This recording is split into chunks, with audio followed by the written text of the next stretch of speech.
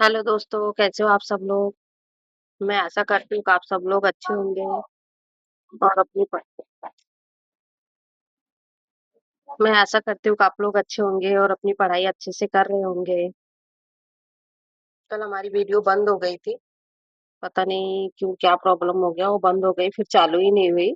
इसीलिए मैं आज आगे से शुरू करना चाहती हूँ और कल जो मैंने बताई थी कभी यूजीसी नेट की कहानी की यूनिट शुरू की हूँ और उसके मेन मेन पॉइंट को ही बता रही हूँ ताकि कम समय में आप ज़्यादा तैयारी कर सकें। ठीक है? तो आज हमको यहाँ से पढ़ना है जोशी जी का रचना संसार।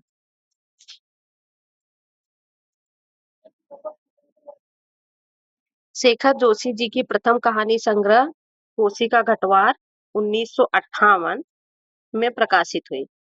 कोसी का घटवार कहानी संग्रह में 10 कहानियां हैं जिसको अपने को अच्छे से पढ़ना है या फिर नोट डाउन करके रखना है, 3-4 बार पढ़ना है क्योंकि जिस कहानी संग्रह से अपनी कहानी बनी होती है, आ रही होती है, सिलेबस में लगा होता है, उस कौन सी कहानी है, कहानी संग्रह है जिसके भाग अपने कहानी संग्रह में दिया गया, मतलब जो कहानी लगी हुई है कौन से कहानी संग्रह से है और उस कहानी संग्रह में कितनी कहानियां हैं, ये सारी चीजें अपने को ध्यान में रखना होता है और वहां से क्वेश्चन बनते हैं।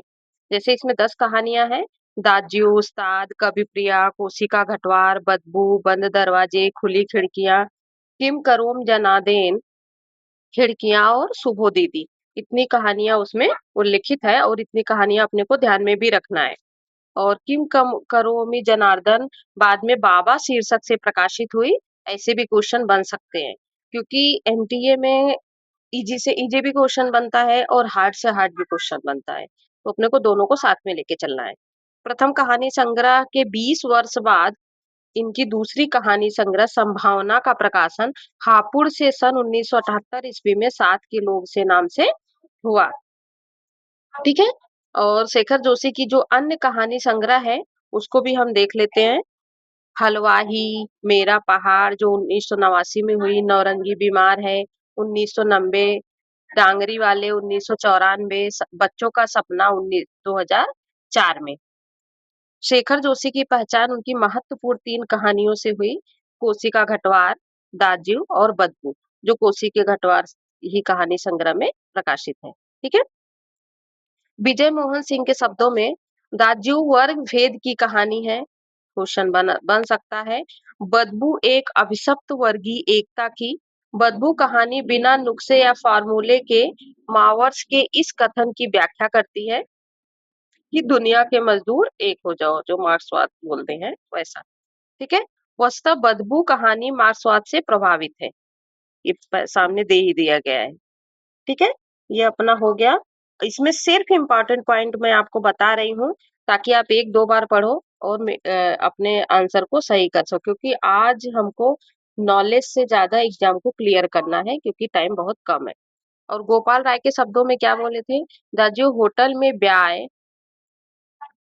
का काम करने वाले 9-10 वर्षीय पहाड़ी बच्चों की आहत संवेदना की बेजोड़ कहानी है।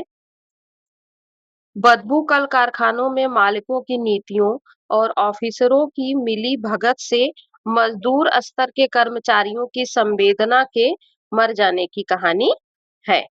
ठीक है? अभी कहानी से जो मेन मेन पॉइंट है उसको हम देख लेते हैं।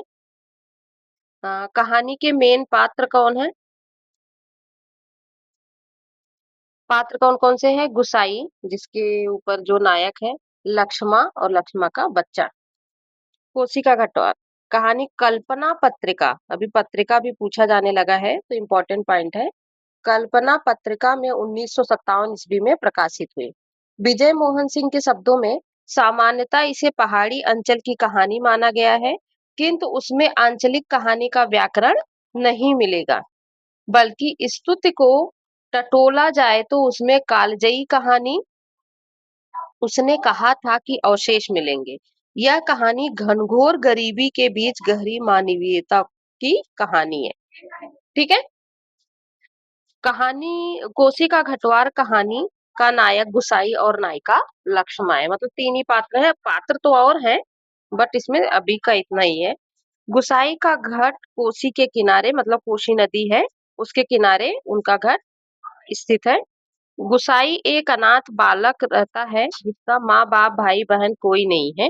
गुसाई के अलावा उमेद सिंह भी घर चलाता है और भी ये गौड़ पात्र भी है इसमें, लेकिन वो बाद में हम देखते हैं। कहानी पढ़ेंगे तो समझ में आएगा, लेकिन कम टाइम होने की वजह से मैं कहानी नहीं पढ़ा रही हूँ। अगले ये एग्जाम होने दो, मैं अगले एग्जाम में बहुत अच्छे से आप लोगों का कराऊंगी। कोसी का घटवार कहानी जेठ के महीना में घटित हो रही है। हवलदार धर्म सिंह से प्रभावित होकर गुसाई फौज में भर्ती होता है। गुसाई बैसाख महीना में फौज के एनुअल लीव पर घर आया था। अपने गांव की रहने वाली लक्ष्मा गुसाई एक दूसरे से मिलने आती है। लक्ष्मा और गुसाई के घुटने पर सर रखकर काफल खाती है। बातों से पता चलता है कि लक्ष्मा की शादी गांव के सुरपुआ राम सिंह से हो जाती है।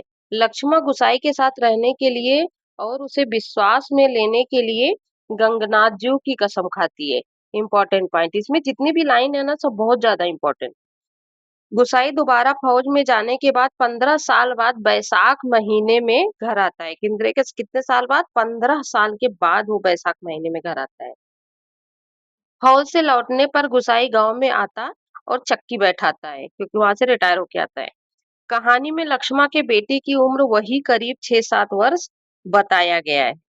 ठीक है। और गुसाई लक्ष्मा के बेटे को रोटी और गुड़ खाने को देता है।